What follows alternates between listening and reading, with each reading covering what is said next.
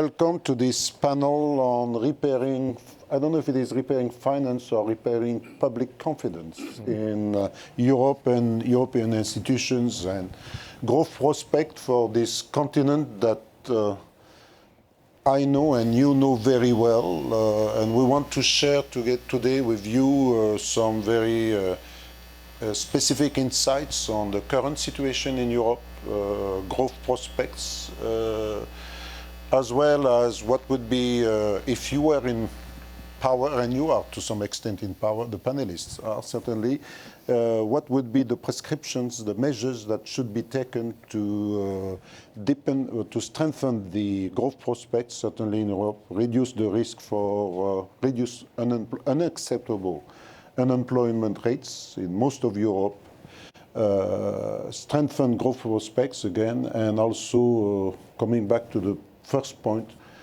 strengthening confidence in public institutions, certainly, and most public institutions in Europe, starting with the European institutions themselves, and national governments are very much the object of deep public skepticism and criticism throughout Europe.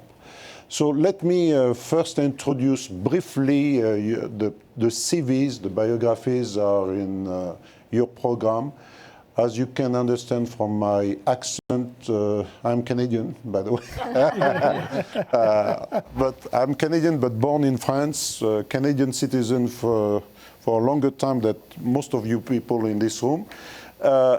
But also I've had the privilege of serving Canada in a number of European countries at different parts of my public service career, starting with my home country, France, in Paris, at the Canadian Embassy, then much later on in Czech Republic after the Velvet divorce.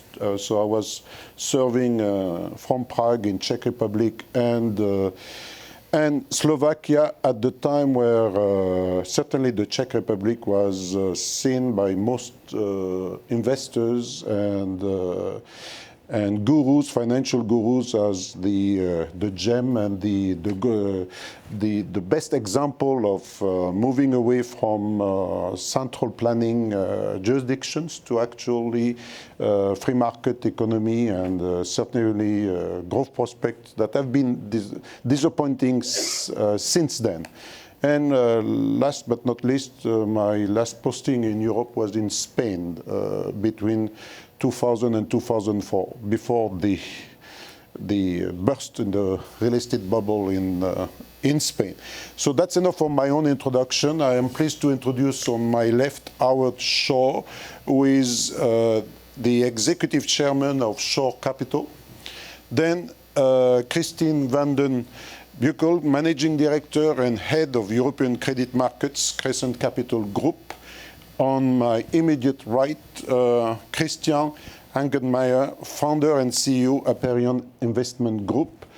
I understand that the three of you are based in London, but from different country perspectives. Yeah. And finally, but not least, of course, Keith Savard, a senior managing economist, Milken Institute.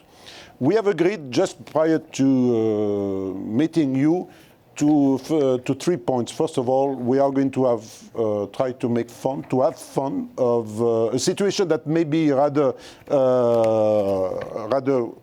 of concern, but let's try to bring some light into the discussion. The second, we have agreed to have a lively discussion, right, and avoid static presentation. And the third, we will divide our panel in two broad segments. One is focusing and getting your perspective, your respective perspective on the current situation. Most reports, international reports, IMF, World Bank, ECB, are clearly indicating that there is modest growth in Europe, but with a serious downside risks in the Eurozone. And we will want to focus on this part of the assessment, what in your perspective are the key downside risks and prospects for recovery and reduction of unemployment rates and increase in growth prospects. So that will be the first part. And the second, again, focusing on what should be the measures that and I hope there will be enough controversy among yourselves to attract the interest of the panel. So if I may start with Howard on your current assessment of the situation and downside risk throughout Europe. Well, if we want to have a light note on where we're at. Yes. We only need to look at the President of France, I'm afraid. And I was going to say no. I was going to say no reference to the President of France, but you did it, all right. Well, you represented Canada very ably, so yes. Well, the Canadians, of course, have managed their affairs so much better more recently. Yeah. But I think, putting aside Ukraine, which I know Christian will probably want to touch on and knows a lot more about it than I do, I think the main point I might mention vis-a-vis Ukraine is that whatever the outcome, I suspect it will be sorted out in the end. Of course, it creates some short-term uncertainty from international investors about putting their money into the Eurozone. So uncertainty is always bad for the market. But putting that to one side, my major concern for the Eurozone is the lack of reform in France and Italy. They're the two big countries in Europe outside of Germany, if we exclude the UK, which is, after all, not in the currency union. And there's been very little reform in both countries, a little bit in Italy, less so in France. And in France, I think 57% GDP is still government sector. I think the official statistics are that 90% debt ratio to GDP. We don't really believe those stats because they probably don't include certain things that they might. But cutting a long story short, the size of the government is way too big. Mm-hmm. It's crowding out the private sector. It's too costly. And even at current interest rates, it's difficult to service. But if interest rates were to rise at all in the future, France and Italy would be in a real mess. And they need to adopt some of the measures that we've adopted, for instance, in the UK, in terms of not just cutting size of government, but also micro changes in terms of encouraging employment. The key issue for Europe is creating employment, and that requires a more flexible labour market. I know you want to come on to some of the solutions later, but in a nutshell, my key concern is the lack of progress in France and Italy, particularly France. And I'm hopeful that if there's a change of government, I know it's a couple of years away, that things will improve within the French economy. Christine, do you want to add or subtract from what was said? Well, first of all, I do agree with Howard that complacency in general in Europe, I think, is an issue.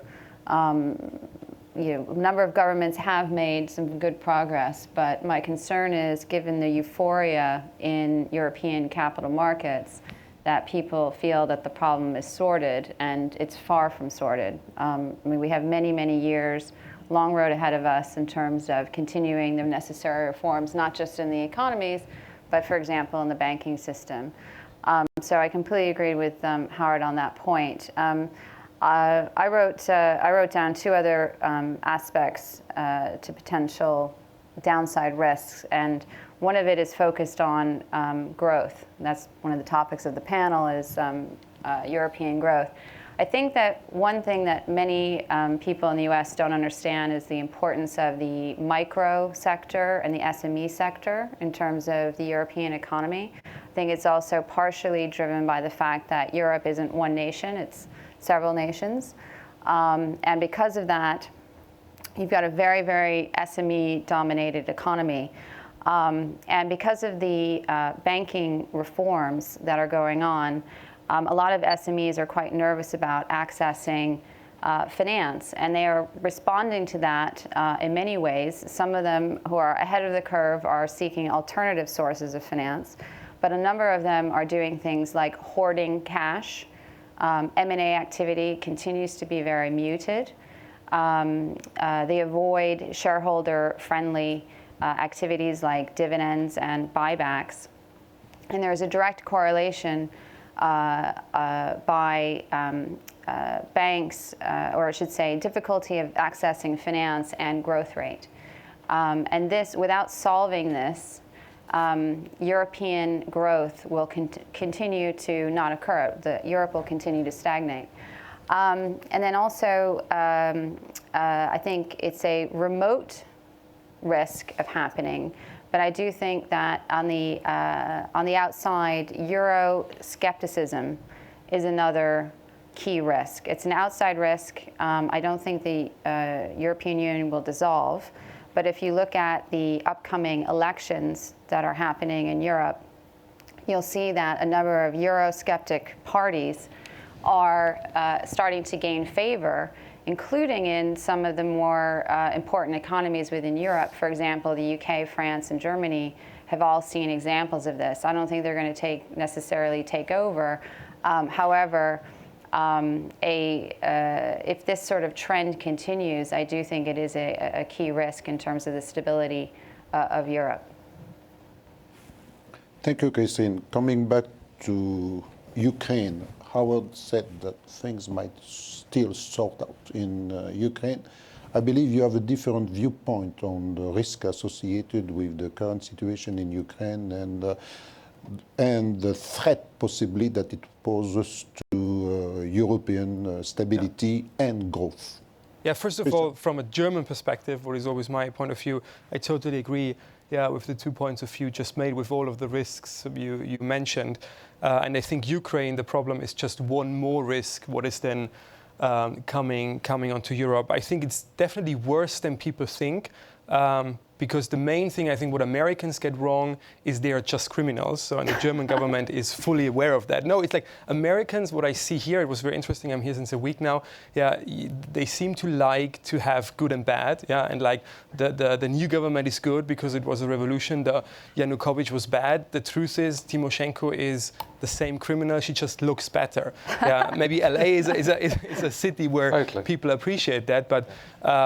Yeah, no, but so we have a very messed up situation, and unfortunately we're talking about a tough topic with to make too much fun of it. But so the situation is really almost unsolvable. Yeah, because if you go a step back and go back away from the good and evil thing, then what Putin does is pretty understandable. Yeah, if you see that the West have pushed Russia like over the last 10 years with the NATO expansion into the east, which was not agreed. We actually agreed the opposite. We agreed not to do it when he allowed Germany to become part of the NATO, and then we broken every promise we made. Yeah, so he had to react somewhere, and Ukraine, so his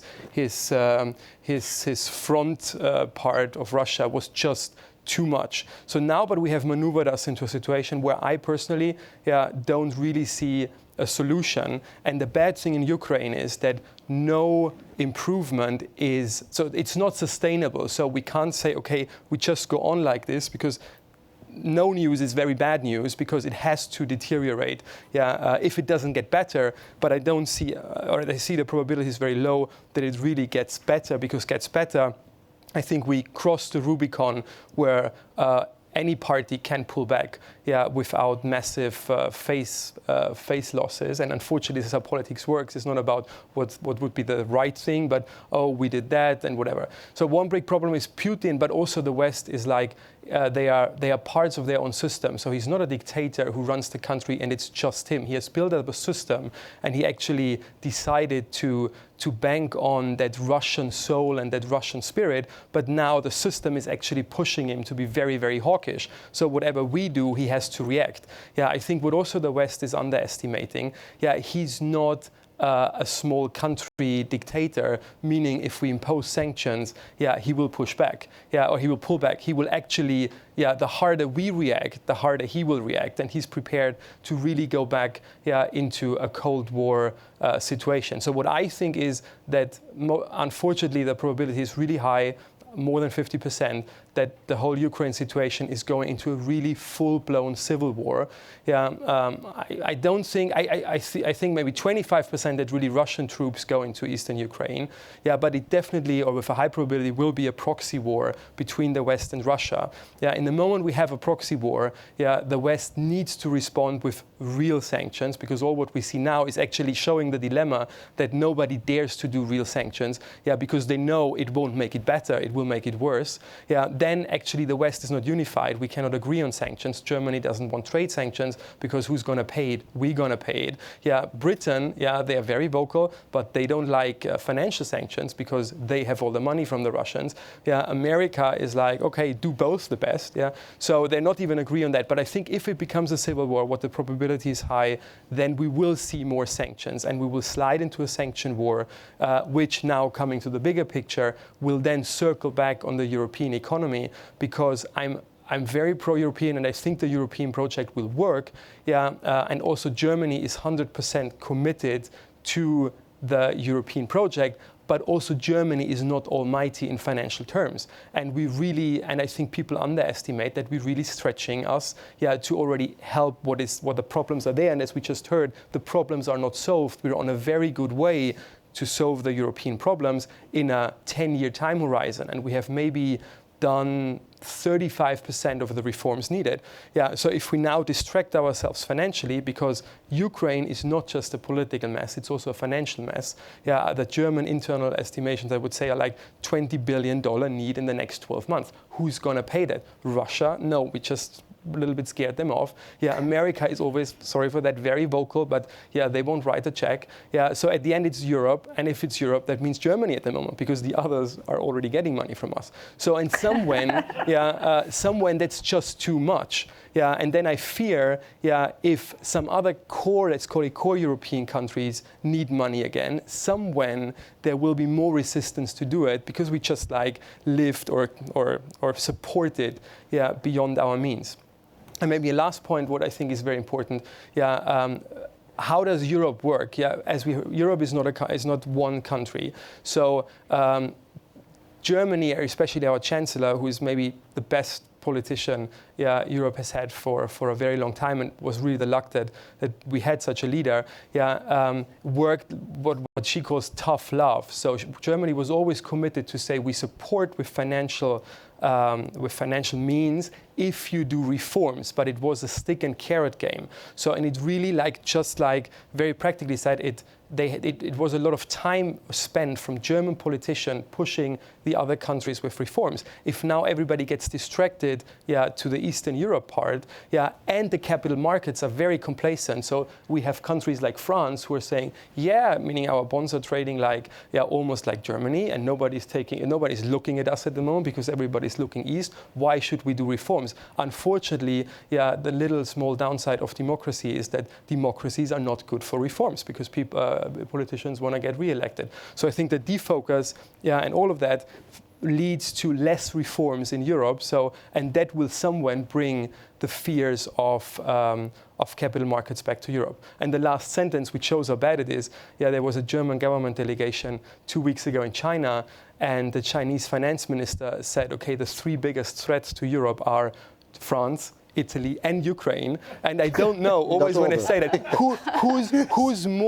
who's more angry that he's in that group? That France is in the Ukraine group, or whatever. So that's it. Thank you. Keith, given the level of debt, in particular indebtedness, in looking at risk, do you see do you see that we can avoid the rescheduling of debts currently, looking at downside risks? Well, it depends what country. Yes. But first, being an American, let me give you the good and the bad of Europe. I think on the good side, 2 years ago, we were talking about a meltdown of the Eurozone and who was going to leave and whether Greece would leave and in what time frame. That hasn't taken place up until now. It's not clear whether it will take place in the future. But on the positive side, if you look at investors in the past year, they've done quite well investing in equities and fixed income in Europe. I talked to a number of portfolio managers today, and most of them are overweighted, at least on the fixed income side for now, and are willing to take the credit risk there. I think the downside is that there's still fragility, a great deal of fragility in the European economies, many of them. Alain mentioned the debt situation.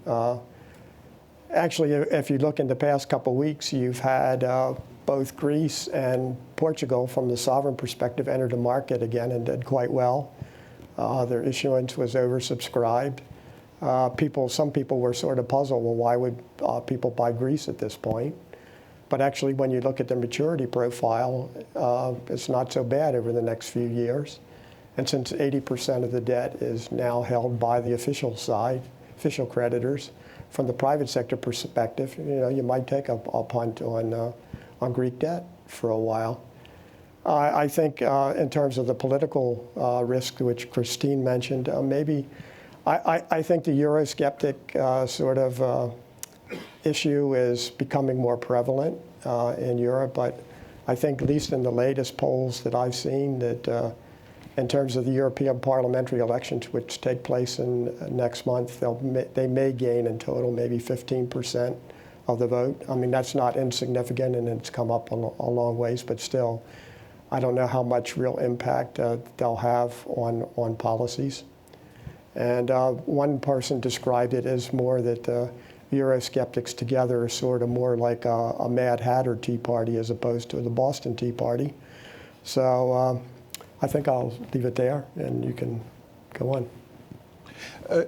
Let's continue a bit on downside risks and countries at the periphery. We have made somewhat allusion to this, but I would like to come back to, you mentioned Greece. What about Spain?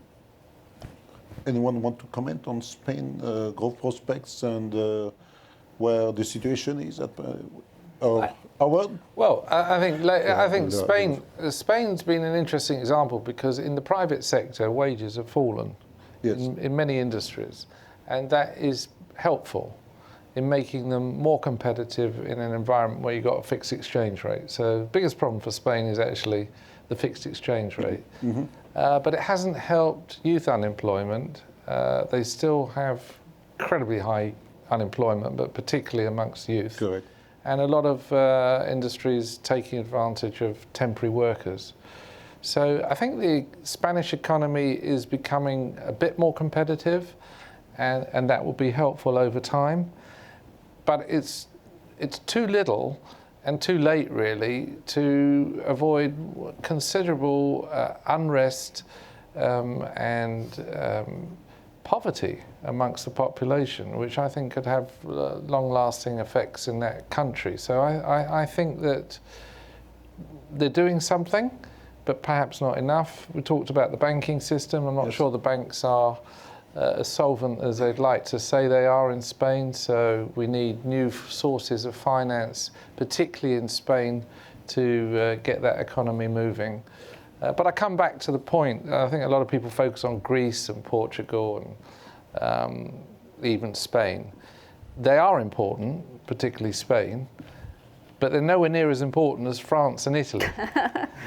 And France and Italy have got real problems. So I'm more concerned about France and Italy than I am about Spain.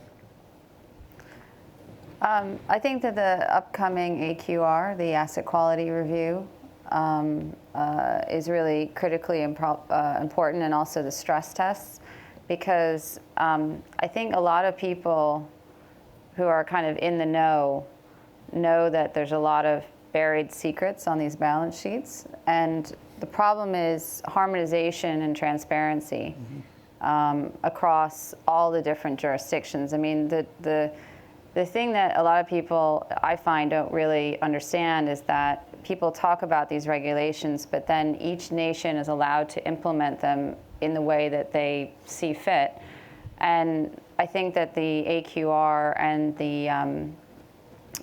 this upcoming stress test is the first step of many that needs to take place in order to get people to have confidence in particularly the peripheral countries. I think that's really where people are quite focused on where this is going to come out. And the more detailed that the regulators can be on these processes, I think ultimately the better off these countries are going to be. because until you get true transparency in Spanish banks, it's going to be difficult to kind of kickstart the economy there. Thank you.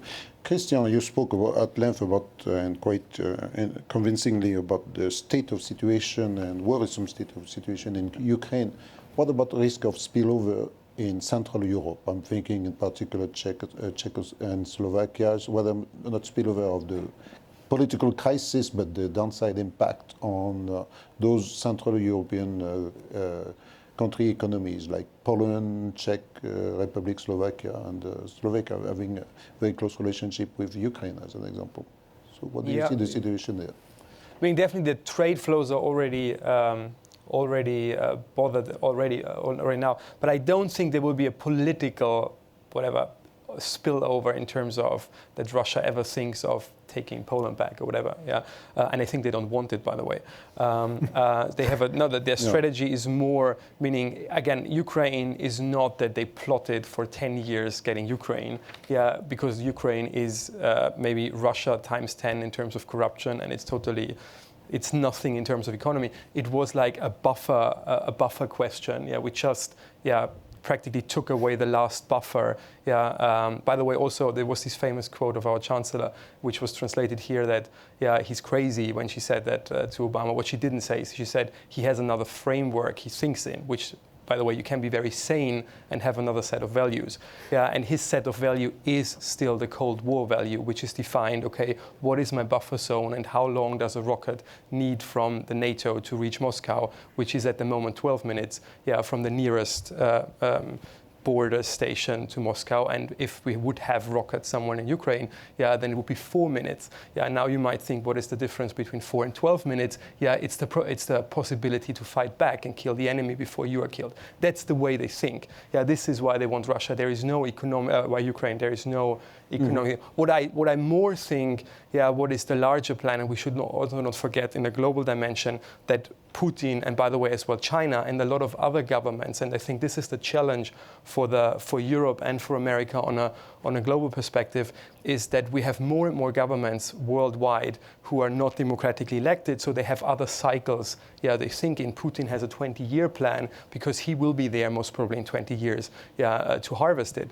And I think while America is pulling back, I think America is partly pushed back in certain regions, but America, as you might know better, is already pulling back because you have your energy efficiency. So you might feel, okay, we don't have the need to be everywhere the strong person. And I think you have a very, weak government in a certain way at the moment, maybe because they want to be weaker. But that leads to that somebody else sees the chance to be the number one leading external superpower. And I think he rather will gather his, let's call it fans or satellite, in the countries which have a lot of resources, which is the former UdSSR countries, but not Poland, whatever, but more like Kazakhstan, whatever. And I think they partly like it because they like to have a reliable person. Because in politics, I think we tend to measure everything ethical as an observer, but politicians are very pragmatic. And for example, why was he so pro-Assad? Not because he really likes most probably Assad, but he wanted to prove his allies that he's a reliable person. And what did America wrong, I think, is like they proved to a lot of people that they're not really reliable because they changed their minds a lot of times. And I think Israel can tell a story of that at the moment. So and this is a real problem that a vacuum is created. It's a little bit like you had a very fixed solar system, one sun and all the stars orderly arranged, and now one sun is a little bit pulling back and two new suns with China and Russia are arising and the planets are colliding. But I think it's not a European problem, that's a global problem. Thank you. Let's come back to the macroeconomic situation in Europe and the role of the European Central Bank. Do you think, Kate, that the European Central Bank is as committed to fighting deflation as it is to fighting inflation? The simple answer is probably it's reluctant to engage in fighting deflation at the moment, and I think there's several reasons for that. First is that they're not really so sure that deflation really has a grip in Europe at the moment. Some of it, I think, is related to a one-off decline in energy prices. And so I think the ECB is still, at the moment, really trying to jawbone the euro exchange rate down.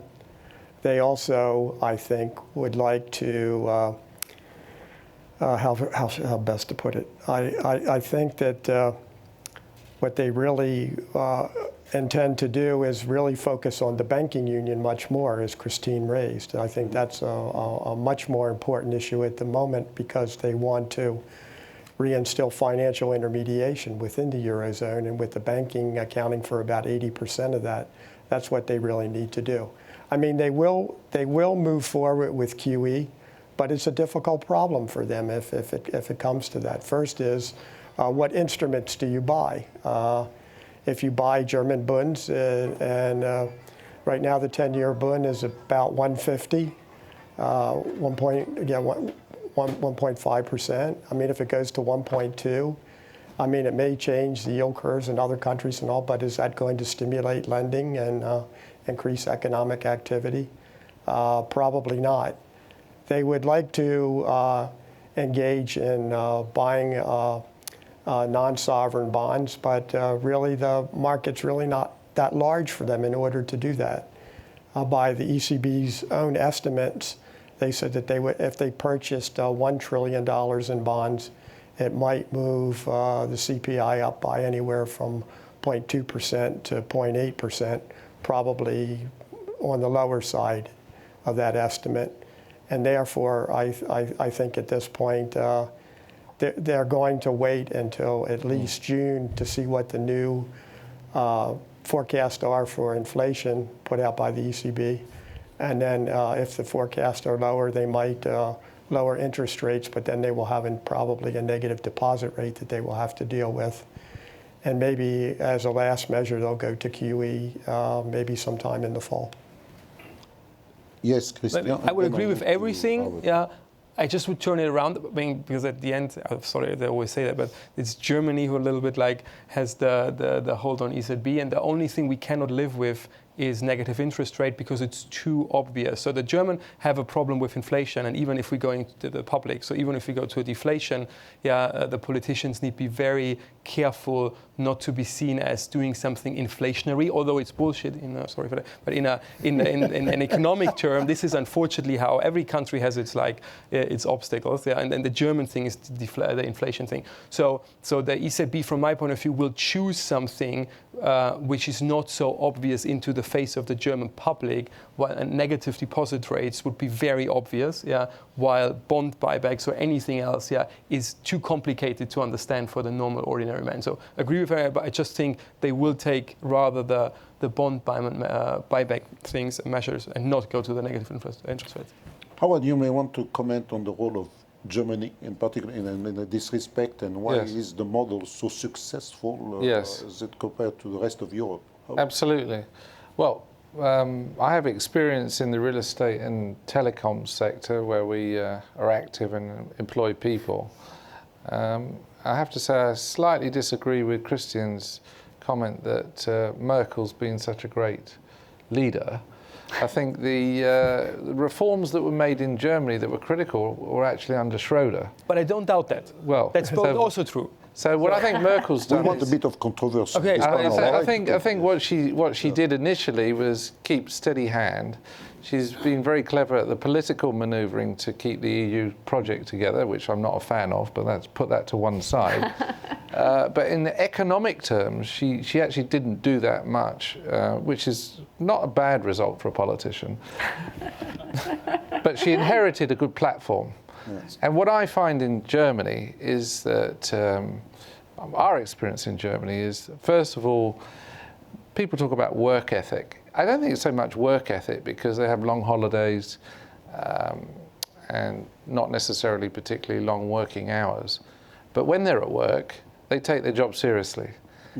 And they're very well trained. So we operate, for instance, or we own hotels. Even for middle level functions within the hotel industry, people are extremely well trained for a number of years to carry out their function. And that level of training, not just in the industrial sector, we all know that Germany's got such a high number of engineers, etc. But that level of training and the culture where they take their jobs seriously, together with a culture where they're prepared to invest and not just spend, so they have less of a consumer binge society than we're used to in the Anglo-Saxon world. And then finally, we mentioned banking.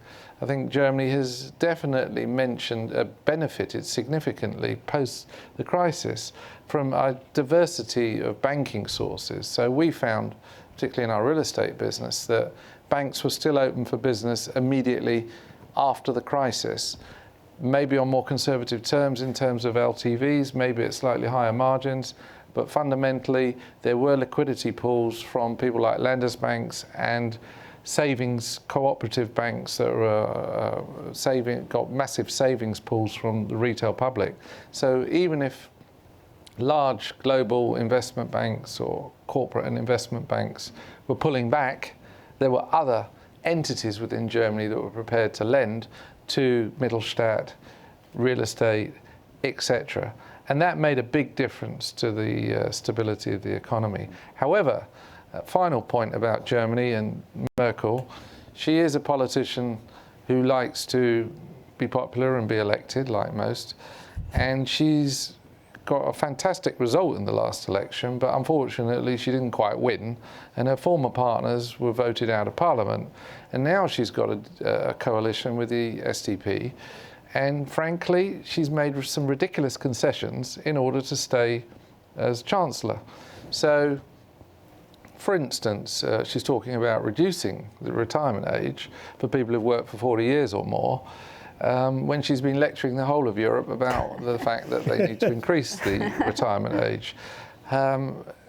She's bringing in things like rent control, which is an area that we're directly affected by, but enhanced rent control, nonsensical and quite frankly, the sort of thing that you might expect to see in a socialist country.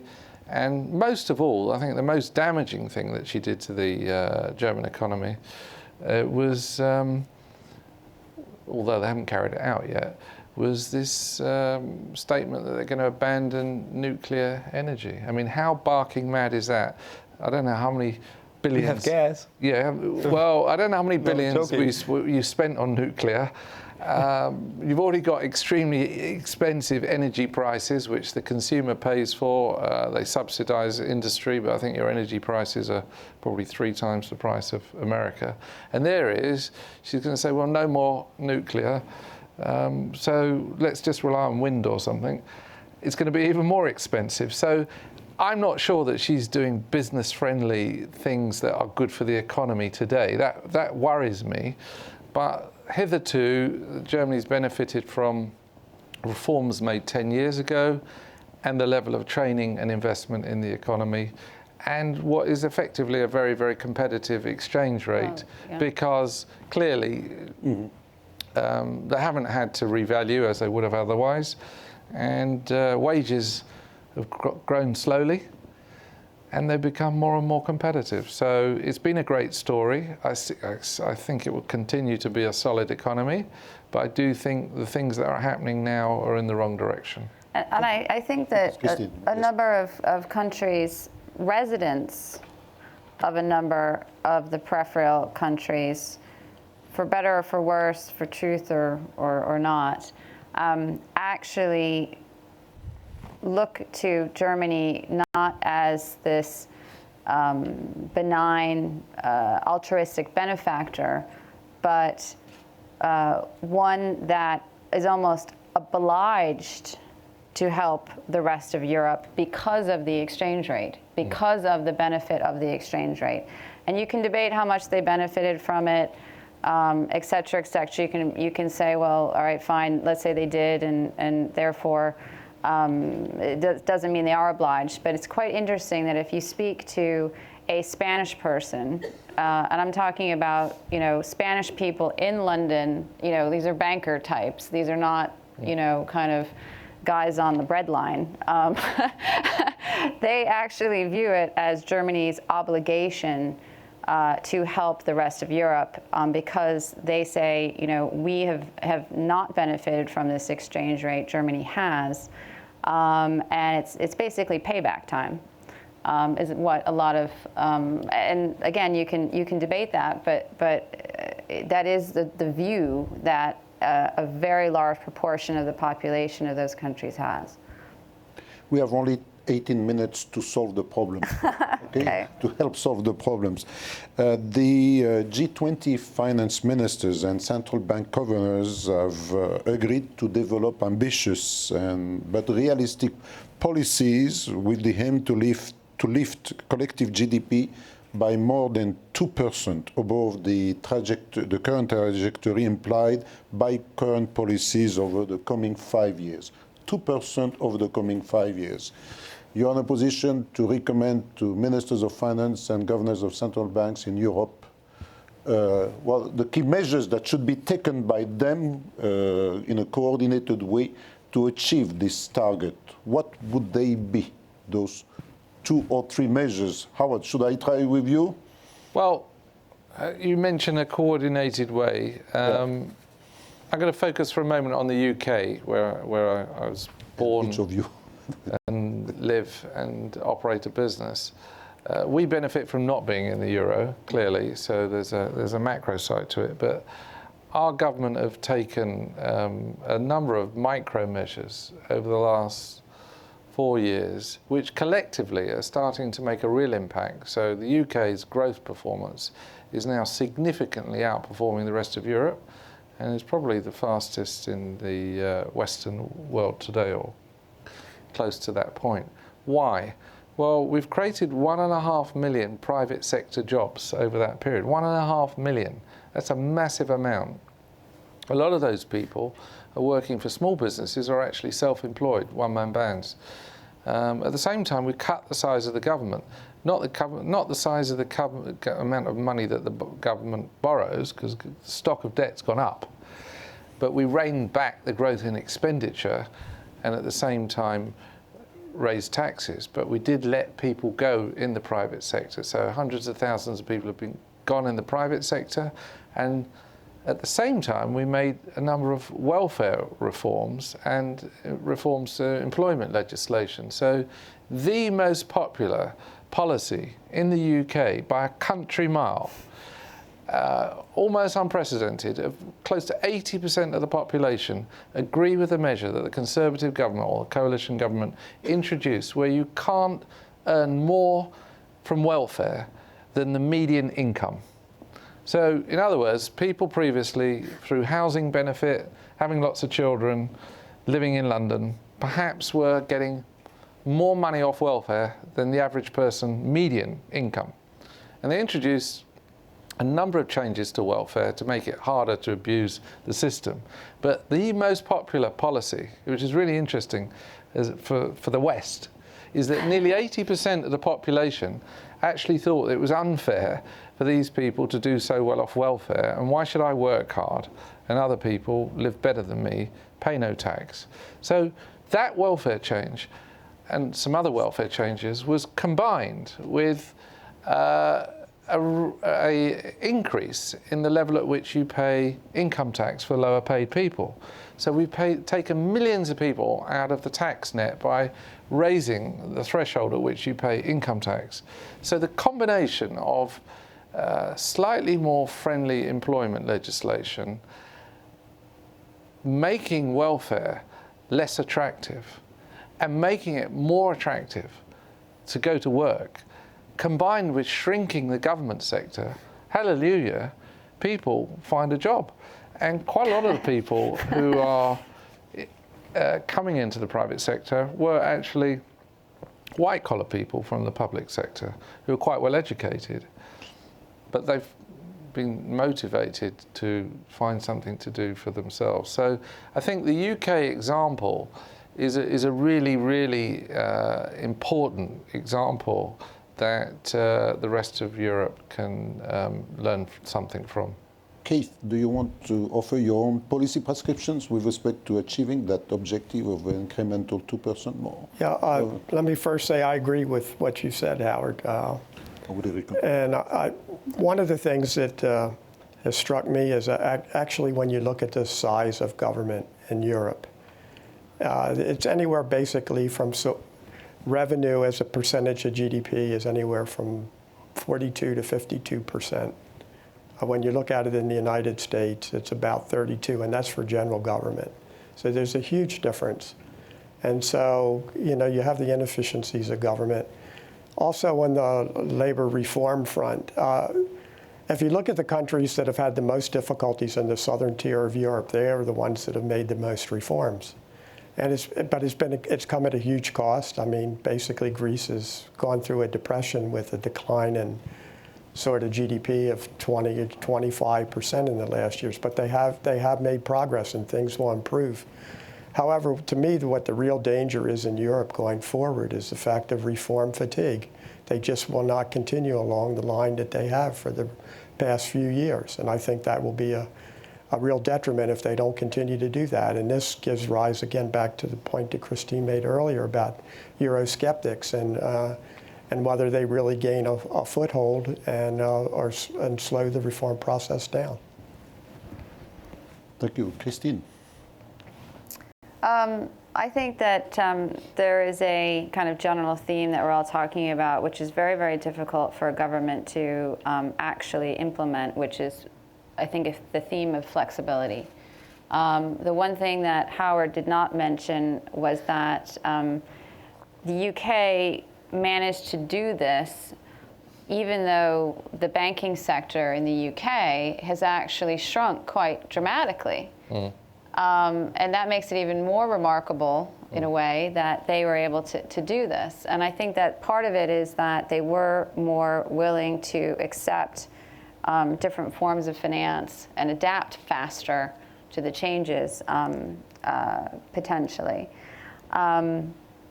The other thing that I think that governments can do, for example, in Greece, and I know it's not a popular topic, or France, is the matter of tax compliance. Yes. Because I think that there's a real danger in places like France, where they continue to tax and tax and tax the people that are being transparent about their own finances and are working there. And at some point, it just, you know, you can argue about what that percentage is, but at some point you tip over the edge and people just say, look, I don't want to work here anymore, or it's pointless to work harder, or whatever. And, you know, Greece is example number one, whereby if they could just figure out the tax compliance problem, a fair degree of their finances would solve itself. So I think that having the political will to get that in order, I think, would actually help quite a lot of these countries. I mean, you know, a lot of these countries are genuinely rich countries. And within themselves, they have to figure out how to distribute resources. Very much so. Christian? Well, actually, I totally agree, and I don't have any more detailed prescriptions. I would say focus on France and Italy, because they haven't done Italy hasn't done a lot, and France has done nothing, actually got worse. And nobody has, unfortunately, a leverage on them. That's the problem. Spain, Portugal, Ireland, and Greece, they were so weak that let's say the better doing countries in Europe had a leverage on them. And France is politically and also, unfortunately, because hedge funds are using the French bonds as like a enhanced German bond, which is economically not true, but maybe politically true. They had no pressure, neither from the markets nor from the other states. So there is this sort of solution. There's not a prescription, because I think it won't change, unfortunately, and someone that will fight back. But that would be the prescription. Get France and Italy in order. And I also agree with Howard that it's maybe a longer term perspective, but I still think Merkel really did in the crisis, which was a very a very, I say, acute and very severe crisis. She did the right things, but the day just has 24 hours, and now is the time actually, or would be the time, to concentrate more on reforms in Germany. Because we're doing good, but we can do better, and we maybe even go a little bit backwards, which is wrong. And I think if we don't do reforms in Germany now, forward-looking, then we might being just mediocre in 10 years, which would be a pity. Deleveraging by the banking sector in Europe and the process unfolding, what impact on financing company growths, and what would be the solutions that you would see foreseen? Yeah, so I mentioned a few of the impacts of this, yes. Which I would add to that things like CapEx is down, despite the fact that corporates are actually building cash on their cash flow. A lot of European corporates are cash rich at the moment, but they're just not spending it. They're hoarding it. I think that either the capital markets themselves or governments or some combination thereof need to encourage alternative sources of finance, and that can come from any number of ways. I mean, anything from improving securitization. A lot of people think securitization is a bad word. It isn't. I mean, most European securitizations have actually performed quite well. So SME securitization, they should be encouraging that rather than discouraging it, which is what the ECB has been doing up until even today. They're still discouraging securitization. Things like crowdfunding, matching funding for SME finance. Some governments, ironically, France has been ahead of the curve in that regard. So finding a way to finance companies away from the banking sector is a critical way of kickstarting growth within Europe, and that can come in many, many different forms. Thank you. Can I mention one thing on? Please, Keith, of course. On the asset-backed securities. Actually, in the past couple of weeks, the ECB actually seems to be sort of turning a little bit and becoming more proactive about reestablishing the market. It's gone down about 75% since 2007. So it's only roughly 1/4 of the size that it was. And so they certainly want to bring that market back. Again, this relates to the whole issue of intermediation and the size of the banks and to build up bond markets in one way or another. We have almost 5 minutes to go, and we agreed that we could contemplate a few questions. So are there any questions on the topics that were raised, the issues that were? Please, identify yourself and... Michael Tenenbaum. It was deemed unthinkable to eject some companies from the euro, despite... You are getting a microphone for the benefit of the audience. This end, I hope. Yeah. Yeah, it was. It was stated as unthinkable that certain countries would be ejected from the EU, although their statistics are atrocious. Some months ago, Václav Havel said, listen, I split two currencies in half, and it was just fine. So I'd like to know from you, how really difficult would it be to take some of these countries out, which is the real solution for them to change their currency rates and try to recover? It depends which country, but... well, you know who I mean. Yes, well,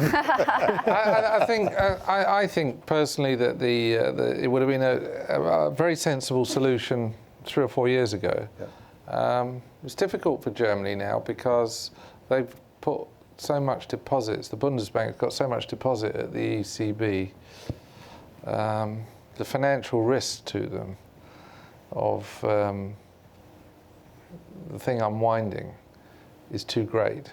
Whereas my strong view is they should have let Greece go. But I think now they're probably better off not, because most of the pain financially has been taken by the banks in terms of their investments in the bond market in Greece historically. And I think that the financial consequences of allowing them to leave would be more adverse than keeping them in. But I do agree with the gist of what you were saying, that perhaps in the past it would have been a better solution. Any further comments on this? Totally agree. Yeah, I think Christine. in a way I'm going to sort of say the opposite of Howard. I think it's imminently doable. I think the issue a few years ago, it was going to be a very disorderly exit. And I think that was really more the issue, that the law of unintended consequences comes up and too much happens too fast and people panic, and therefore I actually think today it's actually more realistic because people are on a more, we're kind of on calmer seas, and people can take the time to really hopefully trace out exactly what the consequences would be. You need time to prepare to do this. I mean, this is something you announce today and they exit 2 years from now. It's not something you decide today and exit a month from now. So ironically, I think they're in actually a better position to exit now than they were a few years ago. Keith? I think they've went through the pain, and so I mean the reason to leave before was the adjustment in relative prices, and that would have sped up the adjustment process, and maybe the cost would have been less as opposed to GDP declining 25%. So I think at this point, they're going to live with it and carry forward as the Eurozone with all the countries in it. Well, I want to thank you all for having attended and participated in this panel, and I want to thank the panelists for this great session, and I enjoy preparing this panel with you and delivering it. Thank you very much, and thank you all for and keep an interest in Europe, please. That's important for all of us. Thank you.